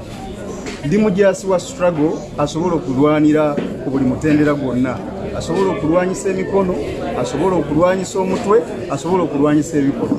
Kale nno ndowooza olw'okuba nti twagala kukozesa ofiisi zino ng'ey'obwa sipiika bw'ekibuga Kampala nga platform ze tulina okukozesa, nkakasa nti mu bannange bonna ndi omu ku bapya asinga enkizo. Ebbanga lyonna lye tubaddewo mu byobufuzi bya Uganda tulabe nga ekifo ky'obwa sipiika omuntu atera okukiwangula, atera kukozesa ssente okulirira aba Lord Councillors. Gwe ensonga eyo gyogerako era gw'otegese ki ng'eyegwaniza ekifo kyo? Kakati olw'okuba nti ffe aba National Unity Platform ffe tusinga obungi ku bakansala, ekifo kino nga omwogezi bw'ayogedde kibeera determined by the councillors. Bakansalas tuli 52 ku State Hall abalondebwa. NUP inako 41, FDC inako 3, NRM inako bameka 8. Nkakasa nti buli muntu yenna gwe bawa tiketi mu NUP n'awangulira ku NUP akimanyi bulungi nnyo nti kyabirako okulwanyisa enguzi. Kakati boddira omuntu yenna asaba ekifo n'omusaba ssente kitegeeza toli promotinga ki nguzi. Kakati kiri eri ffe bakansalas abalondebwa okupromotinga values za NUP omuli okulwanyisa enguzi oba okuzisuula. Naye buli muntu anaazisuula kamera zimutunuulidde, abantu bamutunuulidde, ensi yonna ekoze eki emutunuulidde. Ndowooza omuntu ng'afunye obululu bwa NUP aba teyeetaaga kalulu kalala konna okufuuka sipiika. In fact etteeka ligamba nti omuntu anaafuuka sipiika ateekeddwa okuba ng'afunye half of the total number of councillors. Total number of councillors bali 52. Kitegeeza nti omuntu okuwangula akalulu ako yeetaaga obululu 27. Obululu 27 NUP ina obululu 41. Kati ate ffe tupromotinga okulwanyisa enguzi. Bwe tulwanyisa ekyo ne tutadda mu kuggyako bannaffe ku ssente, kakasa sipiika wa NUP yaba agenda okutuula mu ntebe.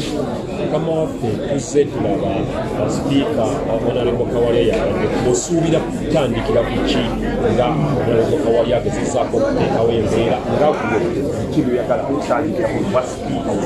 Yes, baganda bange oyo ye mukulu Akimu Kiza y'omu ku bagwaniza ekifo kya speaker wa KCCA ng'ate wa National Unity Platform. N'olw'ensonga eyo nja kubamba tuusaako ababaka bano abaagala ekifo kino omu ku omu ngenda kubamba kutuusa ku lunaku lwayo ku lunaku lw'abamawulire olujaguzibwa wano oba press conference ebadde ku kitebe kya National Unity Platform.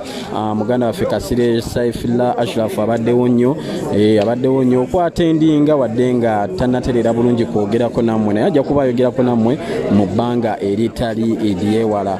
Njagala okubategeeza nti boogedde bingi omukulu Jowero abasuubiza nti bo be bawandiikira ebibiina ebyobufuzi ebirala okubasisinkana so si be babawandiikira. N'olw'ensonga eyo balina enteekateeka okusisinkana ebibiina ebyo okwogerako nabo okulaba nga ate bamanya ki ekigenda mu maaso. Bangi bano bakiwakanyiza obedda ndaba ku lives oli agamba nedda tugeza n'omeetinga tugeza n'okola ki. Naye njagala okutegeeza muganda wange nti Robert Kyagulanyi Ssentamu pulezidenti w'ekkumi ow'eggwanga lino yakyasinza okutegeera ensonga zino. Muganda wange njagala okugamba nti abalina obwongo senses ey'ekkumi kuba tuva ku 5 ku 6 7 8 9 10 abasinga sense eno bali abantu basatu mu ggwanga lino Uganda. Abali abantu basatu mu ggwanga lino Uganda nga kuno kwaliko omugenzi Samson Kisekka mufu ne kubaako yaliko president w'eggwanga lino Godfrey Lukonge Binaayisa naye mufu. Olwono ne kuddako Robert Kyagulanyi Ssentamu nga ye waali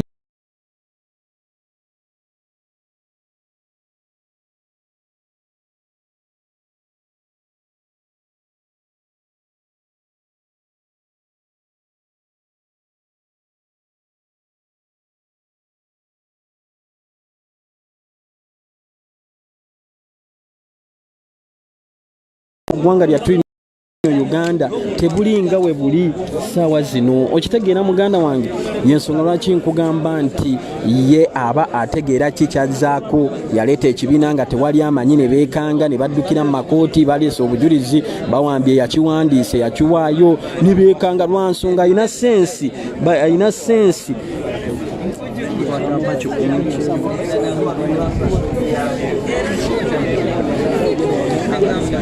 weewaawo nja kuba mbaddira ku nsonga eyo kanseke mbalage ku mubaka David Serukenya ate lwaki mukuba bannamawulire. N'olwekyo era tugenda kulwana nnyo okulaba nga tuteekawo etteeka mu Parliament berigenda okulwanirira bannamawulire okulaba nga tebabakuba nakuba tokyalinga nakubanyigiriza. Ate n'ensasula eno bambi abaana bana bakola emirimu gya nakyewa waliwo abaana bali online tebalina kampani gye bakolera era bwe baba bazze ne bakavalinga baako kyomuwa. N'olwekyo tubeereremu abaana baffe tusobole okutwala amawulire nga gabona eggwanga lyonna kubanga generation bw'ogimma information bwoba ogijjeeko okumanya. Mwebale nnyo mwebalire ddala Ghetto TV forever bannamawulire mwena tubaagala nnyo mukama abankolere Honorable Serukenya kabuuzo katono nnyo nga tuvuddeko ku lunaku lw'abamawulire okujaguza oba okubika simanyi kituufu kyetuba okungubaga simanyi kituufu kyenyinza kukozesa naye ensonga eriwo ey'obwa sipiika yekutta akati essaawa zino naddala mu kibiina ekya National Unity Platform kubanga councils ezisinga district ezisinga zonna ng'ogaseko n'ekibuga Kampala ababaka ba National Unity Platform be basingamu obungi bakansala be basingamu obungi. Gwe olowooza ekintu kino kigenda kukwatibwa kitya? Webale nnyo weebalire ddala. Nange nafunye amasimu mangi nnyo ng'abaana bansaba mbawagire naye nasazeewo obuteenyigira mu kalulu kano kuvaayo kuwagira mwana yenna naddala abali mu constituency yange abali ebo nosobola okubawagira oba wa National Unity Platform nga ze Kampala nsobola okumuwagira